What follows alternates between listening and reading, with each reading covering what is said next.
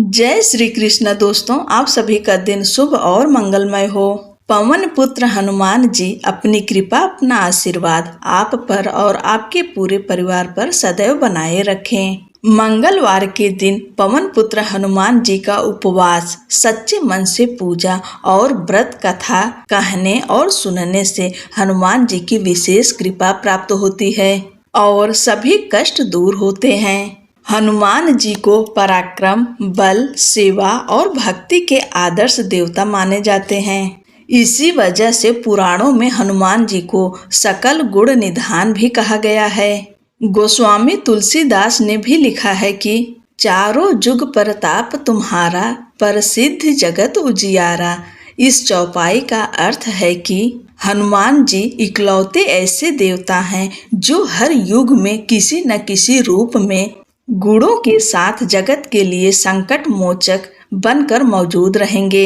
शास्त्रों में कहा गया है कि हनुमान जी की सेवा करने और उनका व्रत रखने से उनकी विशेष कृपा अपने भक्तों पर बनी रहती है। पौराणिक कथा के अनुसार एक समय की बात है कि एक ब्राह्मण दंपत्ति प्रेम भाव से साथ साथ रहते थे, लेकिन उनकी कोई संतान न होने के कारण वे दुखी रहते थे। ब्राह्मण हर मंगलवार को वन जाकर हनुमान जी की पूजा करता और संतान की कामना करता था। ब्राह्मण की पत्नी भी हनुमान जी की बहुत बड़ी भक्त थी और मंगलवार का व्रत रखती थी। वह हमेशा मंगलवार के दिन हनुमान जी को भोग लगाकर ही भोजन करती थी। एक बार व्रत के दिन ब्राह्मणी भोजन नहीं बना पाई, जिससे हनुमान जी को भोग नहीं लगा सकी। तब उसने प्रण किया कि वह अगले मंगलवार को हनुमान जी को भोग लगाकर ही भोजन करेगी। वह 6 दिन तक भूखी प्यासी रखी और मंगलवार के दिन व्रत के दौरान बेहोश हो गई। ब्राह्मणी की निष्ठा और लगन को देखकर हनुमान जी बहुत प्रसन्न हुए और आशीर्वाद के रूप में एक संतान दी और कहा कि यह तुम्हारी बहुत सेवा करेगा। संतान पाकर ब्राह्मणी बहुत प्रसन्न हुई और उसने बालक का नाम मंगल रखा। कुछ समय बाद जब ब्राह्मण घर आया तो घर में बच्चे की आवाज सुनाई दी और अपनी पत्नी से पूछा कि आखिर यह बच्चा कौन है। ब्राह्मणी की पत्नी ने कहा कि हनुमान जी ने व्रत से प्रसन्न होकर अपने आशीर्वाद के रूप में यह संतान हम दोनों को दी है। ब्राह्मण को अपनी पत्नी की इस बात पर विश्वास नहीं हुआ। एक दिन जब ब्राह्मणी घर पर नहीं थी तो ब्राह्मण ने मौका देखकर बच्चे को कुएं में गिरा दिया। जब ब्राह्मणी घर लौटी तो उसने मंगल के बारे में पूछा।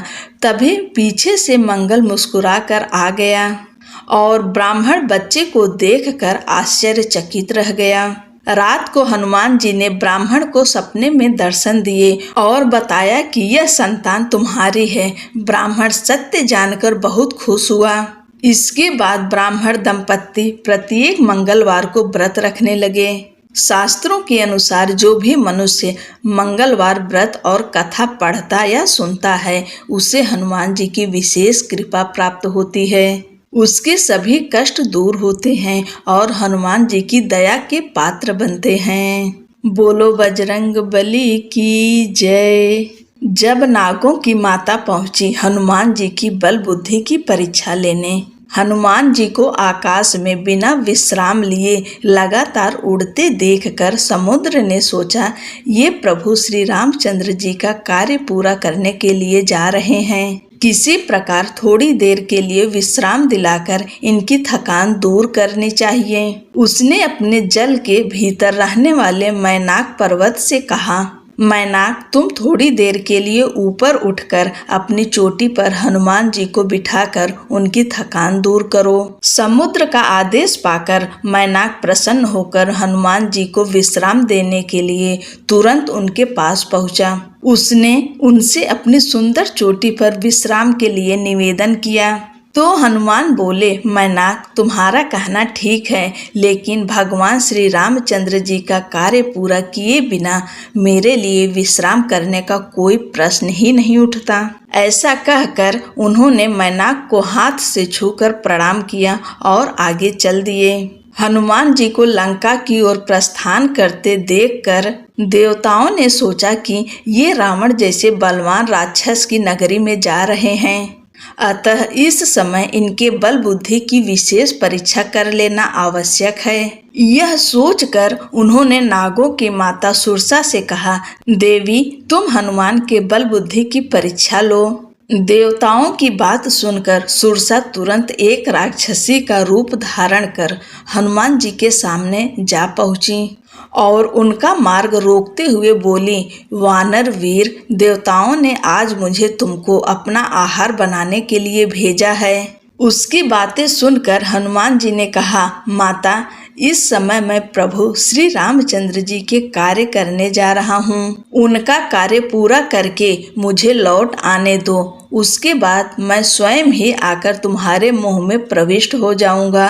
यह तुमसे मेरी प्रार्थना है। इस प्रकार हनुमान जी ने सुरसा से बहुत प्रार्थना की, लेकिन उसने किसी प्रकार भी उन्हें जाने न दिया। अंत में हनुमान जी ने क्रोध होकर कहा, अच्छा तो लो, तुम मुझे अपना आहार बना लो। उनके ऐसा कहते ही सुरसा अपना मुंह 16 योजन तक फैलाकर उनकी ओर बढ़ी। हनुमान जी ने भी तुरंत अपना आकार उसका दुगुना अर्थात 32 योजन तक बढ़ा लिया। इस प्रकार जैसे जैसे वह अपने मुख का आकार बढ़ाती गईं, हनुमान जी अपने शरीर का आकार उसका दुगुना करते गए। अंत में सुरसा ने अपना मुंह फैलाकर 100 योजन तक चौड़ा कर लिया। तब हनुमान जी तुरंत अत्यंत छोटा सा रूप धारण करके उसके उस 100 योजन चौड़े मुंह में घुसकर तुरंत बाहर निकल आए। उन्होंने आकाश में खड़े होकर सुरसा से कहा, माता देवताओं ने तुम्हें जिस कार्य के लिए भेजा था वह पूरा हो गया।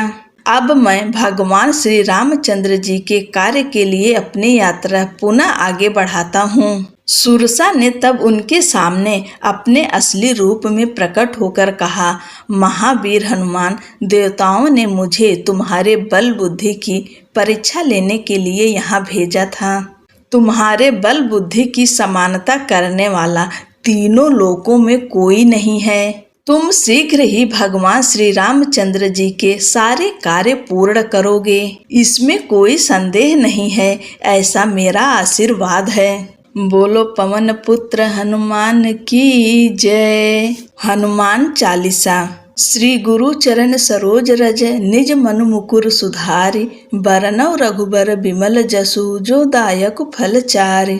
बुद्धिहीन तनु जानिके सुमिरौ पवन कुमार, बल बुद्धि विद्या देहु मोहि हरहु कलेश विकार। जय हनुमान ज्ञान गुण सागर, जय कपीस तिहु लोक उजागर।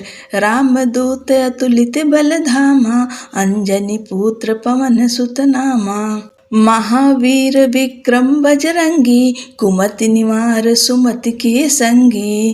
कंचन वरन विराज सुवेशा, कानन कुंडल कुंचित केसा। हाथ वज्र और ध्वजा विराजय, कांधे मूज जनेऊ साजय।